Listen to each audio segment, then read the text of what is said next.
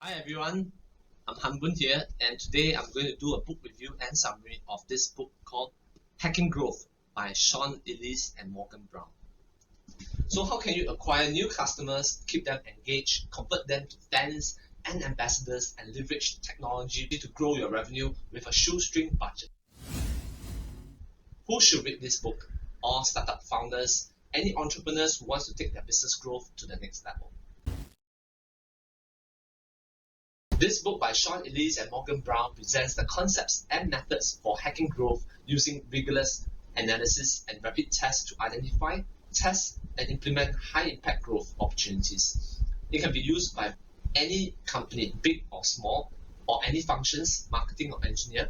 In this hacking growth summary and book review, I'll attempt to give you a brief overview of the components and the processes involved in the growth hacking approach. In the 2000s, Sean Ellis started testing unconventional approaches to help companies to grow rapidly given a limited budget and tough competition. These techniques and processes were gradually expanded and refined to become the growth hacking model presented in this book. For example, Dropbox grew from 100,000 to 4 million users in 14 months without any traditional marketing. Instead, it offered 250 megabytes of free storage to each user who referred a friend to try Dropbox. Airbnb struggled to grow initially until it cross-published with Craigslist to redirect searches for short-term rental vacations to Airbnb booking website. Hacking growth requires a rigorous method of rapid cross-functional experimentation. Today, many leading firms such as LinkedIn, Facebook, Quora, TikTok, Tesla, Adobe, and Airbnb all use growth hacking as a key engine of growth instead of relying on costly marketing and advertising campaigns. This book is divided into two main parts, the method and the growth hacking playbook. So let's go into the method first.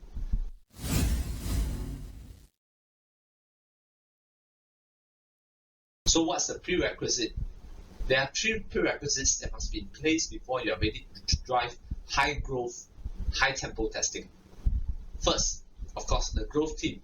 A growth team optimizes results by bridging the silos found in most organizations. Growth team must have cross-functional expertise including business strategy goals, marketing, data analysis, and product development.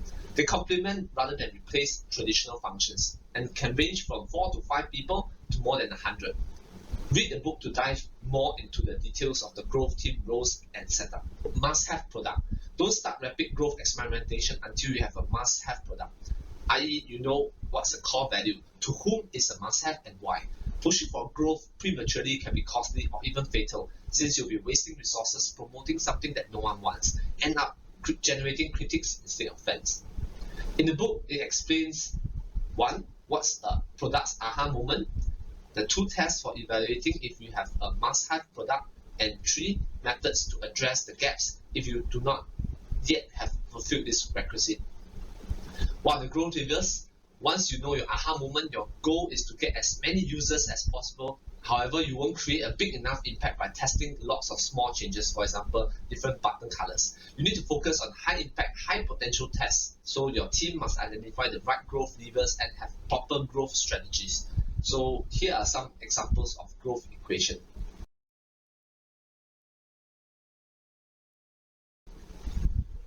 So let's go back to the method, high tempo testing.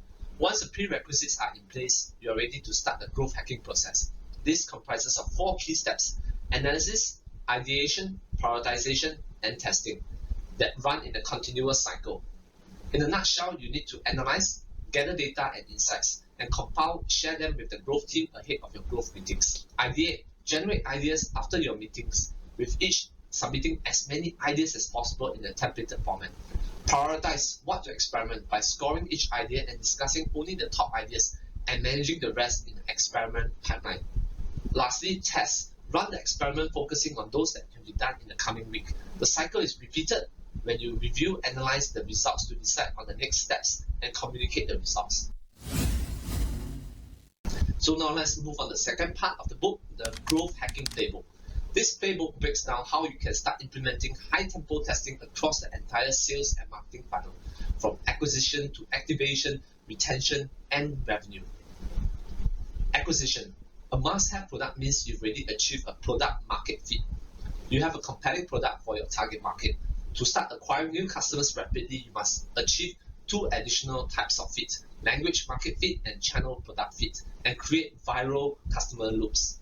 Language market fit is about describing your product in a way that resonates with your target audience. Channel product fit is about selecting the most effective marketing channel for your target audience. And designing customer loops so you can enjoy virality, not just word of mouth, but have virality built into your product itself. Instrumental virality. Activation. Having attracted your potential customers, you must now activate them. Get them to use your product. So in the book, they will elaborate on the 3 steps to activate customers effectively, tips for running effective surveys, and removing common obstacles to activation, including how to explore hacks and triggers to optimize activation. Now, customers retention. When you retain customers, you get more repeated purchases without the corresponding acquisition costs. You have more opportunity to understand them and improve your product and get additional word-of-mouth referrals. A study found that 5% increase in customer retention rate can improve profits by 25 to 95%. Retention can be broken down into 3 phases: initial retention, medium retention, and long-term retention, plus resurrected customers who abandon your product. Do pick up the book to read how to build habits and virality into your product. Hacking growth, monetization. Ultimately, your goal is to earn more revenue from each customer over time to increase your customer's lifetime value, LTV. You can use high-tempo testing to identify, optimize opportunities from monetization along the entire funnel and run different experimentation for different customer personas or pricing levels. At any or all parts of the funnel, you can apply Robert Cialdini's 6 persuasion principles to get better results. Ultimately, every product and business model is different, and the job of growing a business is never finished. The only way to uncover the best opportunities and hacks is to keep experimenting. Prevent complacency by using growth teams to drive continual data-driven innovation and create a virtuous cycle of growth. And when the growth team hits upon a winning idea, invest to get the most of it, including opportunities for cross-fertilization instead of simply moving on to new areas, i.e. double down on what you have succeeded. So how have this book changed me? It made me feel that you need to give the team a clear metric to hack, i.e. the North Star.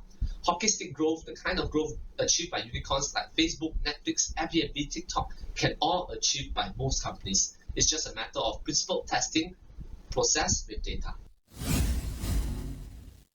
What's my first impression of this book? The word hack means to slice, chop, or break down something.